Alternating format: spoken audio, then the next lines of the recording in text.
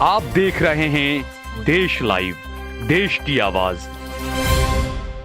अस्सलाम वालेकुम, आदाब, नमस्कार, सत श्री अकाल। देश लाइव में आपका स्वागत है। मैं हूं सहल कुरैशी। कांग्रेस पार्टी की तरफ से Muslim Personal Law Board, All India Muslim Personal Law Board को यूसीसी यूनिफॉर्म सिविल कोड पर समर्थन मिल चुका है। ये दावा किया है जो मुस्लिम पर्सनल लॉ बोर्ड है उसके प्रवक्ता कासिम रसूल इलियास साहब ने।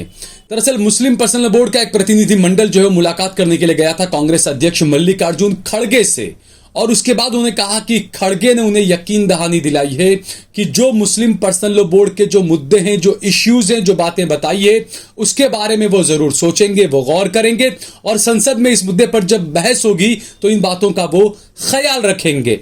इसके अलावा शरद पवार, जो कि एनसीपी अभी तो कह नहीं सकते किसकी है क्या है, बहरहाल शरद पवार और उद्धव ठाकरे ये दोनों ही वो है कि जिनकी अपनी खुद की पार्टी का भी कोई ठिकाना नहीं है।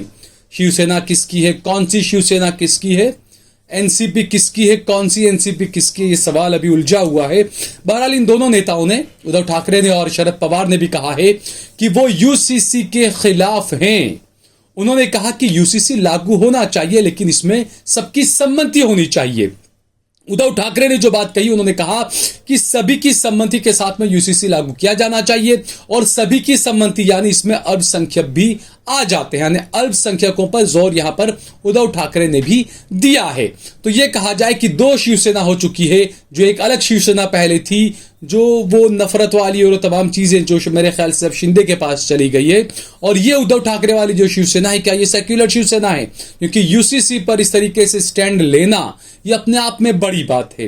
होगा जो भी, क्योंकि होता ये भी, हमने देखा 3 तलाक का कानून आया, दूसरे कई कानून आए, तो ये एनसीपी वगैरह, शिवसेना है, मायावती है, अखिलेश यादव हैं, इन लोगों ने संसद से वॉकआउट कर लिया था।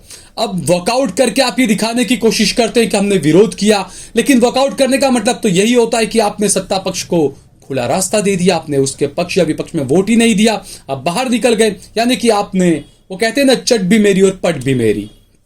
बहरहाल तो ये जो चीजें हैं, अब कुछ चीजें हुई ऐसी कि यूसीसी यूनिफॉर्म सिविल कोड, इसको लेकर जो पासा फेंका गया, हर चुनाव से पहले मोदी की तरफ से इसी तरीके से पासा फेंका जाता है कि जितनी भी विपक्षी पार्टियां हैं वो एक भंवर में फंस जाती है। उनको इस तरीके से फंसा दिया जाता है कि अगर वो विरोध कहें तो वो हिंदू विरोधी कहलाएंगे, अगर वो समर्थन करे तो वो मुसलमानों के विरोधी कहलाएंगे।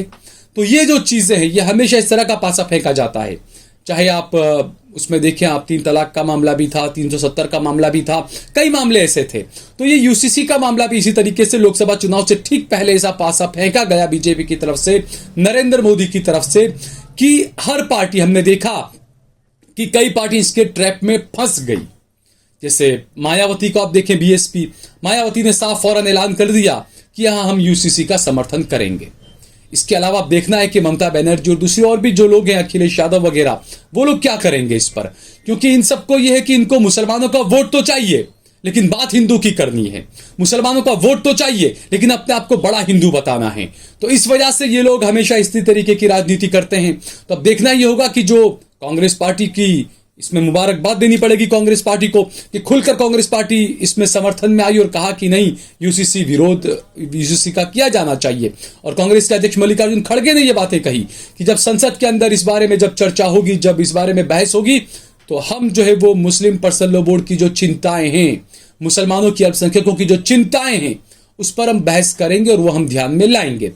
उसके साथ ही जो कासिम रसूल इलियास और जो दूसरा जो पूरा मुस्लिम पर्सनल लॉ बोर्ड का एक प्रतिनिधि मंडल जो था जिसने मल्लिकार्जुन खड़गे से मुलाकात की, उस प्रतिनिधि मंडल का यह दावा जो है, उन्होंने कहा कि शरद पवार ने और उद्धव ठाकरे ने भी हमें समर्थन दिया है, वो भी इस बारे में गौर करेंगे।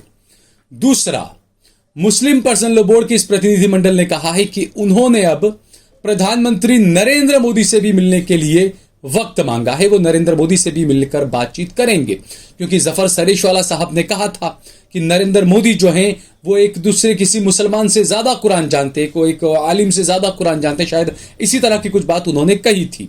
तो अब देखना ही होगा कि मुस्लिम पर्सनल लॉ बोर्ड का जो प्रतिनिधि मंडल जाएगा, प्रधानमंत्री से बात करेगा। पहली बात, प्रधानमंत्री क्या वक्त देंगे या नहीं देंगे, क्योंकि ये 2024 का उनका चुनावी वो रामबाण तीर है इनका, कि जिसे बिल्कुल वो कहते हैं ना, नाभि में मारना है, जिससे सारी चीजें वो हो जाए। तो ऐसे में अब पीछे हटेंगे नरेंद्र मोदी या बीजेपी, मुझे तो इसके आसार कम ही लगते हैं। बहरहाल जो ऐसे मुस्लिम तंजीमें हैं, जो मुस्लिम दानिशवरान हैं, जो मुस्लिम नेता हैं, अल्पसंख्यकों की परवाह करने वाले दूसरे भी जो लोग हैं, मैं उनसे यह कहना चाहूंगा कि जो राजनीतिक पार्टियां जो होती है उनके भरोसे में आप ना रहें। हर पार्टी ऐसी नहीं होती, वो बात भी ठीक है, लेकिन ज्यादातर ऐसे ही होते हैं। तो अब नरेंद्र मोदी से मिलने के बाद क्या चीजें होगी, क्या चीजें सामने आएगी, या मुलाकात का वक्त मिलेगा नहीं मिलेगा, वो एक अलग बात है। लेकिन फिलहाल ये तय है कि जो यूसीसी के अंदर जो चीजें हैं, एबीपी न्यूज ने या किसी न्यूज का कुछ मैं एक पढ़ रहा था, मैसेज कहीं से आया था, एबीपी के नाम से था शायद वो, तो उसमें कई दावे किए गए थे। उसमें ये साफ उसमें दिखाया गया था कि जो यूनिफॉर्म सिविल कोड है उसको लेकर कपिल सिब्बल ने और दूसरे कई नेताओं ने जो सवाल उठाए थे, आदिवासियों को लेकर, हिंदुओं को लेकर भी ओवैसी साहब ने भी सवाल उठाए थे कुछ चीजों को लेकर, तो ये कुछ खबरें आ रही है कि यूनिफॉर्म सिविल कोड में हिंदुओं को, आदिवासियों को, दलितों को राहत दी जाएगी। यानी मुसलमानों का जो कहना है, मुसलमानों का जो डर है, जो मुसलमान ये कहते हैं कि जानबूझकर सिर्फ मुसलमानों को परेशान करने के लिए कानून बनाए जाते हैं, वो तकरीबन इस मैसेज से तो ऐसा ही लग रहा है कि मुसलमानों को परेशान करने के लिए कानून लाया जा रहा है। हालांकि अब तक इसका खाका सामने नहीं आया है, लेकिन इसको लेकर राजनीति शुरू हो चुकी है। इसके अंदर क्या होगा क्या नहीं होगा, ये सिर्फ अफवाहें हैं जो बाहर चल रहा है, ये एक अलग बात है। लेकिन जब पार्लियामेंट के पटल पर, संसद के पटल पर जो चीज आएगी और जो चीजें उसमें कही जाएगी, उसके बाद ही पता चल पाएगा कि इसके अंदर क्या है और क्या नहीं है। और जिन पार्टियों ने भी जल्दबाजी में स्टैंड ले लिया कि हम यूसीसी का समर्थन करेंगे, क्या उन्होंने खुद अपनी राजनीतिक कब्र खोद दी है, यह भी एक बड़ा सवाल है। क्योंकि मैंने पहले ही कहा कि इस तरीके से पासे फेंके जाते हैं मोदी की तरफ से कि अगर आप विरोध करेंगे तो भी फंसेंगे, अगर आप समर्थन करेंगे तो भी फंसेंगे। फायदा इसमें सिर्फ और सिर्फ मोदी एंड टीम को रहता है। लाए तो भी फायदा, न लाए तो भी फायदा। लाए तो यह फायदा कि हिंदू खुश होता है कि देखिए अब्दुल के स्क्रू टाइट हो रहे हैं, लेकिन वो हिंदू ये भूल जाता है कि आप जिस अब्दुल के स्क्रू टाइट करने की बात करते हैं, वो अब्दुल हर जगह के स्क्रू टाइट कर करके अपने रोज के 1000 रुपए कमाकर घर पर ले आता है। आपका बेटा क्या कर रहा है? आपका बेटा जय श्री राम के नारे लगा रहा है। आपका बेरोजगार बेटा इधर उधर के धक्के खा रहा है। आपका बेटा जब सड़क पर उतरता है, मैं हिंदू भाइयों की बात कर रहा हूं, आपका बेटा जब सड़क पर उतरता है नौकरी के लिए, तो आपकी चहीती पार्टी की, सरकार की पुलिस डंडे बरसाती है। तो यह है असली, आप देखिए, न्यू इंडिया, नया इंडिया। अब्दुल के स्क्रू को टाइट करने में आप ये भूल गए कि 2014 में जो गैस का सिलेंडर आपको 450 रुपए में मिलता था, अब्दुल के स्क्रू टाइट करते करते वो सिलेंडर आपको 1000 रुपए में मिलने लग गया। अब्दुल के स्क्रू टाइट करने से पहले जो पेट्रोल आपको 60-70 रुपए में मिला करता था, अब्दुल के स्क्रू टाइट करते करते वो पेट्रोल आपको 100 रुपए से ज्यादा मिलने लगा। प्रधानमंत्री भरी सभा में झूठ बोल गए, कोई पकड़ भी नहीं पाया, कोई मीडिया वाला सवाल नहीं कर पाया। नरेंद्र मोदी ने, प्रधानमंत्री ने कहा कि बीजेपी शासित जितने भी राज्य हैं वहां पर 100 रुपए से कम है पेट्रोल की कीमत, जो कि सरासर गलत है। कई बीजेपी के राज्यों में, बीजेपी शासित राज्यों में 100 रुपए से ज्यादा पेट्रोल की कीमतें हैं। लेकिन चूंकि उन्हें पता है कि अनभक्त तो अनभक्त ही होते हैं, व्हाट्सएप यूनिवर्सिटी अपना काम कर रही है, आईटी सेल अपना काम कर रहा है, और बाकी का काम गोदी मीडिया में बैठे हुए सूट बूट वाले एंकर कर रहे हैं। तो इस राजनीति को समझिए, गौर करिए। अगर आपको ये वीडियो पसंद आया हो तो इस पर कमेंट करिए, इसे लाइक करिए, इसे ज्यादा से ज्यादा शेयर करिए। अगर आपने हमारा चैनल देश लाइव सब्सक्राइब न किया हो तो हमारे चैनल को जरूर सब्सक्राइब करिए।